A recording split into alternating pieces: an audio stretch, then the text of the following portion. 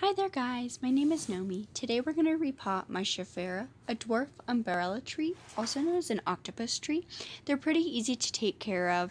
I love this plant so much, it is so beautiful. I'm going to start her off with some disinfected rocks so that she gets some good drainage. I'm going to put my gloves on so I can keep my hands nice, dry, and clean. I'm going to get that debris out of the bottom because I did have a snake plant planted in there beforehand. So I just want to get that debris out. I'm going to toss that out. It gives me a second to continue to clean that and eventually realize that there is only one extremely tiny, like very, very tiny drainage hole in that pot. It takes me a second. You'll see it in my face. Ugh, the shame. Look at that. Look at that tiny little... Oh my. So I put some better drainage holes in there, and then I started her off with a equal part of potting mix with peat moss and perlite, and then I saturated the soil so that you can make sure the drainage is doing well and you're getting that. And by the time I shake this up and by the time you would do something like that, you should not be able to see any more water sloshing around. That's how you know the drainage should be pretty well.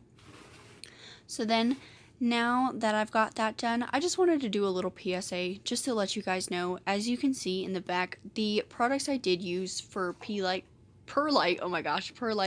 peat moss, and normal soil, I did use Miracle-Gro. I didn't do much research on it, and I was recently informed not only is Miracle-Gro not very good for our environment, it's not very good for your plants over time. So I would advise against that. I definitely want to redo a lot of the soil in my plants because I was unaware of that. So just a PSA for you guys, just so you know.